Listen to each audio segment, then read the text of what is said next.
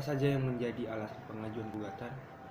Itu kita harus tahu, tata usaha negara adalah administrasi negara yang juga melakukan fungsi untuk menyelenggarakan urusan pemerintah pusat dan daerah. Selanjutnya, keputusan tata usaha negara merupakan suatu objek dalam peradilan tata usaha negara dan memiliki pengertian sebagai suatu penetapan tertulis yang dikeluarkan oleh badan atau penjabat tata usaha negara, yang di dalamnya terdapat tindakan hukum tata usaha negara yang didasarkan pada peraturan perundang-undangan yang berlaku dan bersifat konkret, individual, dan final, yang dapat menimbulkan akibat hukum bagi seseorang atau bagi badan hukum perdata dalam hubungan antara seseorang atau badan hukum. Pasti akan terdapat beberapa permasalahan atau yang disebut dengan sengketa tata usaha negara yang dapat terjadi di pusat maupun di kepegawaian berdasarkan peraturan perundangan yang berlaku. Di dalam sengketa bidang tata usaha negara pasti terdapat suatu gugatan tata usaha negara yang berupa permohonan tuntutan yang ditunjukkan kepada badan atau penjabat tata usaha negara dan diajukan ke pengadilan demi mendapatkan suatu keputusan. Nah, berdasarkan pengertian di atas dapat ditemui dalam pasal 1 Undang-Undang Nomor 5 Tahun 1986 diuraikan tentang pengertian-pengertian yang berkaitan dengan peradilan tata usaha negara. Ketika melakukan proses acara dalam pengadilan tata usaha negara terkait alasan pengajuan gugatan harus didasari dengan asas-asas umum pemerintahan yang baik atau yang dikenal dengan AAUPB. Nah, hal tersebut bertujuan agar alasan pengajuan gugatan selain keputusan tata usaha negara yang sedang disengketa yang baik dapat digunakan sebagai alasan pengajuan tersebut.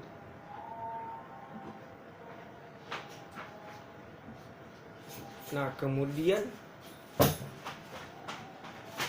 hal tersebut telah tercantum pada Undang-Undang Nomor 51 Tahun 2009 tentang perubahan kedua atas Undang-Undang Nomor 5 Tahun 1986 tentang peradilan tata usaha negara, yang dimana bahwasanya PT UN memiliki tugas dan wewenang untuk memeriksa, memutuskan, dan menyelesaikan sengketa tata usaha negara pada tingkat pertama. Nah, kemudian bagaimana pengajuan gugatan ke PT UN? Nah, prosedur pengajuan gugatan ke PT UN itu memiliki tahap-tahap prosedur pengajuan gugatan dan biaya perkara. Nah, yang pertama, tahap pertama, pihak berperkara atau penggugat datang ke pengadilan tata usaha negara dengan membawa yang pertama surat gugatan rangkap 6 yang disertai dengan soft copy gugatannya dalam bentuk PDF dan Word. Kemudian objek sengketa sejumlah 6 eksemplar atau itu apabila sudah ada dan disertai dengan soft copy. Kemudian kartu tanda pengenal yang disebut dengan KTP para pihak sejumlah 1 eksemplar disertai dengan soft copy dalam bentuk PDF juga. Kemudian surat kuasa sejumlah 6 eksemplar yang disertai juga dengan fotokopi kartu pengenal advokat apabila dikuasakan dan disertai dengan soft copy juga dalam bentuk PDF. Kemudian tanda bukti surat permohonan keberatan atau upaya administrasi berdasarkan pasal 75 sampai dengan 78 Undang-Undang Nomor 30 Tahun 2014 disertai dengan soft copy dan dalam bentuk PDF. Kemudian wajib memiliki akun e-course bagi pengguna yang terdaftar. Kemudian wajib memiliki email bagi pengguna lainnya. Nah, kemudian tahap kedua itu pendaftaran menuju ke petugas meja pertama di meja e-course.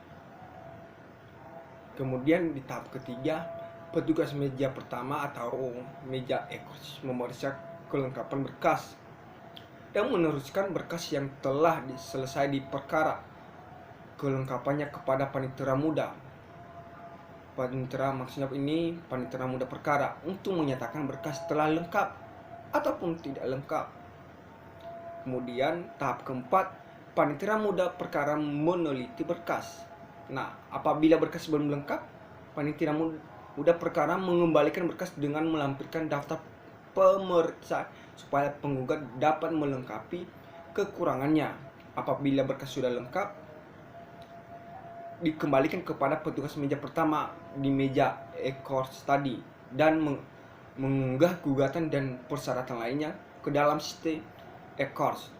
Kemudian di tahap kelima, pihak penggugat membayar panjar biaya perkara berdasarkan virtual akun pada sistem e-course. Kemudian tahap keenam, menyerahkan slip bukti penyetoran kepada meja e-course. Kemudian tahap ketujuh itu, petugas meja pertama membuat surat kuasa untuk membayar SKUM sebesar 500.000 dan kasir atau meja pertama mencatat dalam buku jurnal. Kemudian tahap ke-8, petugas meja kedua mencatat gugatan dalam buku registrasi induk perkara. Petugas meja pertama memproses gugatan. Kemudian di tahap ke-9, petugas meja pertama memasukkan posita dan petitum gugatan dalam aplikasi sistem informasi penulisan perkara atau biasa disingkat dengan SIPP. Kemudian di tahap yang ke-10 yaitu petugas meja pertama menyerahkan SKUM dan salinan gugatan yang telah didaftar serta telah ditandatangani oleh panitera kepada pihak penggugat dan pendaftaran sudah selesai. Jadi tahap ini terdiri dari 10 tahap. Kemudian tahap-tahap prosedur pemeriksaan dengan acara biasa. Nah, di proses alur pemeriksaan perkara biasa tata usaha negara (TATUN) itu tahap-tahap penanganan perkara di persidangan itu, yang pertama pembacaan gugatan sesuai dengan pasal 74 ayat 1 Undang-Undang Nomor 5 Tahun 1986, yang dimana pemeriksaan sengketa dimulai dengan pembacaan isi gugatan dan surat yang memuat jawabannya oleh hakim ketua sidang, dan jika tidak ada surat jawaban, pihak tergugat diberi kesempatan untuk mengajukan jawabannya.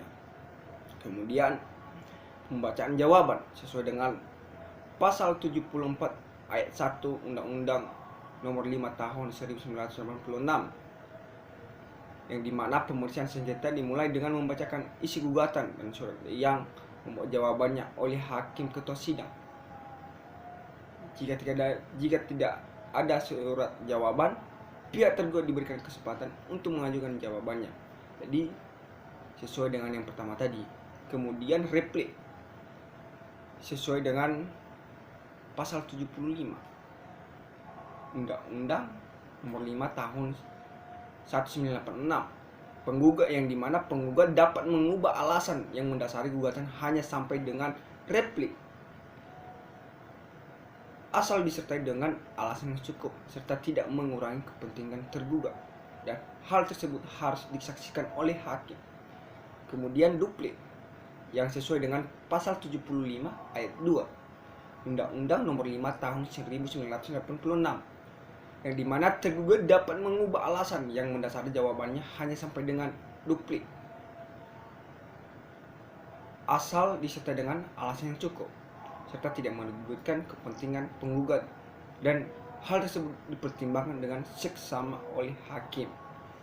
Nah, kemudian pembuktian yang sesuai dengan pasal 100 Undang-Undang Nomor 5 Tahun 1986, yang dimana yang dapat dijadikan alat bukti itu dalam persidangan adalah antara lain itu yang pertama surat atau tertulis, kemudian keterangan ahli, kemudian keterangan saksi, kemudian pengakuan para pihak, kemudian pengetahuan hakim. Nah, yang dimana dalam pengetahuan hakim ini memiliki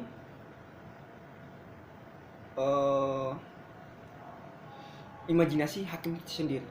Nah, kemudian kesimpulan yang sesuai dengan pasal 97 ayat 1 Undang-Undang Nomor 5 Tahun 1946, yang dimana dalam hal pemeriksaan sengketa sudah selesai. Kedua belah pihak diberikan kesepakatan untuk mengemukakan pendapat yang terakhir berupa kesimpulan masing-masing. Nah, kemudian keputusan yang dimana sesuai dengan pasal 108 Undang-Undang Nomor 5 Tahun 1986, yang dimana pembacaan putusan itu dilakukan oleh putusan pengadilan harus diucapkan dalam sidang terbuka atau umum. Kemudian apabila salah satu para pihak atau kedua belah pihak tidak hadir pada waktu putusan diucapkan, atas perintah hakim ketua sidang salinan putusan itu disampaikan dengan surat tercatat kepada yang bersangkutan. Kemudian tidak dipenuhinya ketentuan sebagaimana dimaksud dalam ayat 1 yang berakibat putusan pengadilan tidak sah dan tidak mempunyai kekuatan hukum. Materi muatan putusan dalam pasal 109 Undang-Undang Nomor 5 Tahun 1986 itu